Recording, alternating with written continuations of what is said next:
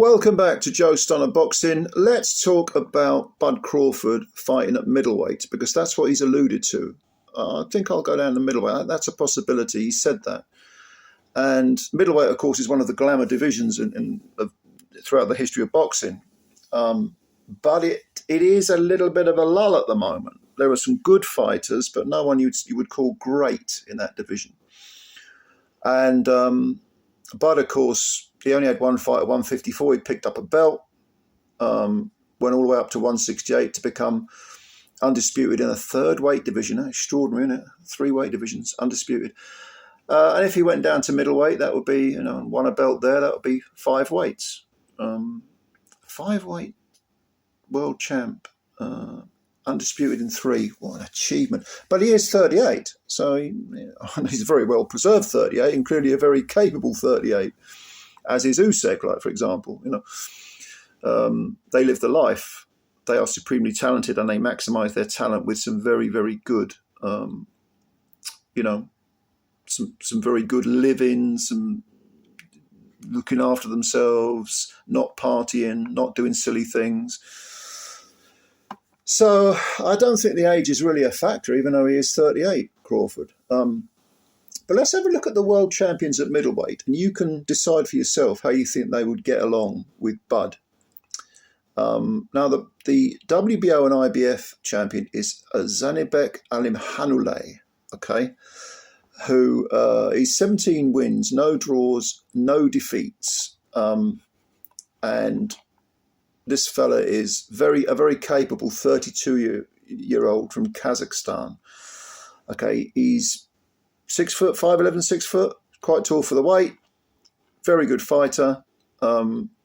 Has fought in the United States, has fought in Australia, I believe, and he's fought obviously Kazakhstan, which is his home country.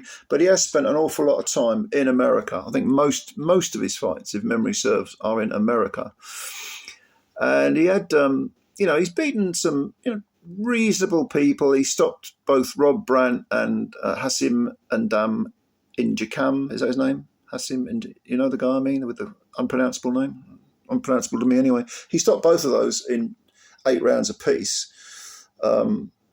This was before he became champ, I think. And then for some reason, he fought Danny Dignam. I don't know what the hell Danny Dignam was doing anywhere near a vacant interim world title.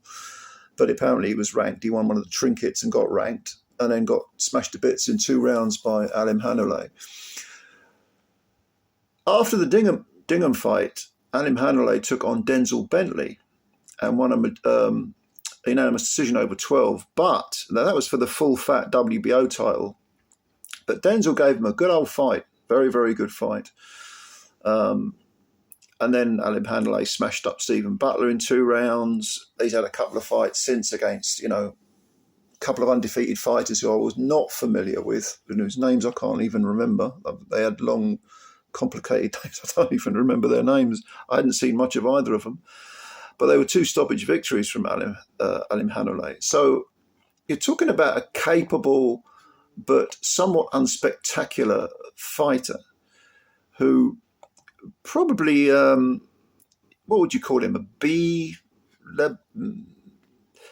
possibly a B plus if you wanted to be generous, although the Denzel Bentley fight and the problems he had in the first 6 rounds of that fight do stick in my mind as being quite awkward. I would have absolutely no hesitation in picking Bud Crawford to pick up those 2 belts off Alimkhanuly. I think he's a very capable fighter, probably quite underrated, but at the same time, Bud Crawford would kind of stand him on his head, basically, I think. Probably win on points, I think. I don't think he'd stop him, but I think he'd win on points. And he's got 2 of the belts. So if Bud fought him next and he beat him, he'd pick up 2 of the belts already. So he'd be well on the way. He'd be half the way there to becoming undisputed in that weight division as well. As far as the WBA champion, isn't it? Carlos Adames. Another underrated fighter. He's from the Dominican Republic. He's 31 years old. Again, he's about 5'11", quite standard middleweight, good height for the middleweight, good dimensions. And of course, British fans will know him because he got a very disputed split draw with Hamza Shiraz over in Riyadh. And in all honesty, he won that fight. He beat Shiraz, no doubt about it. For whatever reason, whether it was he was weight drained, Shiraz, he had an injury, I don't care what the reason is, Adames won that fight.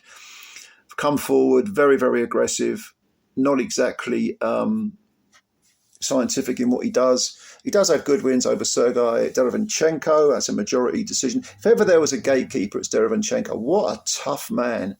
But to beat him, you've really got to go some. And he beat stopped Julian Williams in 9 rounds on J-Rock. He's beaten Terrell Gausha, another gatekeeper type. He beat him over 12, unanimous decision. I mean, he's, again, a very good fighter, but like I say, lacking in the science department. You know, very aggressive, very physically strong, hits reasonably hard. I mean, his record is 24 wins with 18 KOs, so he hits quite hard.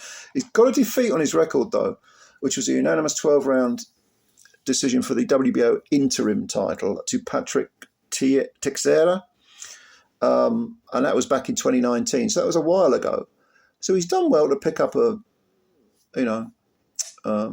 belt, and he also has a win, by the way, over the ill-fated Patrick Day, who was killed in one of his subsequent contests. That was a unanimous decision over 10 rounds. But yeah, would Adames beat Bud Crawford? Not in a month of Sundays, not for me anyway. Now, that then brings us to... Now, hang on a minute, he was WBC champion. Did I say he was WBA? Because Adames is WBC champion, okay? The WBA champion is the man that I would give most chance of beating Crawford. I'm not saying he would beat him. I would still pick Crawford to beat this guy. And that is the 97-year-old Erislandy Lara, who, as you probably know, is from Cuba. Whatever, I don't know what he's got. He's got a fountain of youth somewhere in his back garden, or maybe this is a picture of Dorian Gray and he's got an aging portrait in his attic. I don't know, but this guy, he fights about once every time Halley's Comet comes round. He doesn't fight often. Didn't fight at all in 2023. Fought once in 22. He did have 2 fights in 24 against Michael Zarafa, who he stopped in 2 rounds. And then he stopped Danny Garcia. What the hell Danny Garcia was doing at middleweight, getting a title shot, I have absolutely no idea. The worst of the worst, the WBA rankings are. And the others are bad, but the WBA's rankings are so imbecilic. It defies belief. It absolutely defies belief. And, you know, he's got wins over people like Spike O'Sullivan. That was back in 2022. That was his only fight of 2022. He had 1 fight, I think, in 2021. Which was a first-round knockout, and you know he never fights, and then no wonder he's so well preserved at the age he is. Well, I don't even know how old is he, 40? But he still looks like he's got something left. And lest we forget that he actually lost a split decision. Lara did to Jarrett Hurd, of all people, who was undefeated at the time. That was in 2018. That was for the IBF and maybe the WBA. He had 2 of the belts, didn't he? Hurd. That was for super welterweight though. And he also beat Terrell Gausha, who Adames beat on a unanimous decision over 12. But let's not forget, if we go back 11 years, did I say 11 years? Yes, I did. 11 years, he lost a split decision to Canelo Alvarez, which a lot of people felt he won. It was a split decision. He also got a win over Austin Trout. I don't know whether it was the same year or the previous year prior to that or something. It was around about the same time. That was a unanimous decision. But look, his style and the fact that he is very well preserved and that he has grown into the middleweight, having been a 154-pounder, grown into it well, means that he would probably offer the most resistance to Bud Crawford. Probably. It's difficult to say for certain, but I don't think it would be an exciting fight because unless he completely outguns the opponent, Lara is very dull to watch, very, very dull to watch, which probably might explain why no one really cares that he's got the belt. But he is good. He does have skills, definitely skills. So putting him in with Bud Crawford, I would still pick Crawford to win. But I can see Lara winning a few rounds, definitely. But in short, I mean, I don't see anything in the middleweight division, a glamour division historically. Don't see anyone in the middleweight division now causing Bud Crawford any problems. I really don't. I don't think that if he wants to, and I know he is the age he is, but he could probably become unified champion, undisputed champion, a fourth weight division. It would not surprise me. Bud Crawford, I've given up being surprised by that guy. Gave it up a long time ago. So, I don't know. What do you think? Maybe I haven't. Maybe there's some contenders out there you think would give Bud a good argument. But let me know. Comments below as usual. And thanks for watching the video. If you did like the video, please hit the like button. And also subscribe to the channel if you're new. And build the channel up. Spread the word about Joe Stunner Boxing. Nice one. Kind of privileged to be around watching Bud, aren't we? He's one of those fighters like Usyk or Inoue that you think, this guy's good. I'm glad I'm watching his career in real time. You know. Anyway, I'm looking forward to reading what you've got to say. Thank you very much. I'll get you later. Bye for now.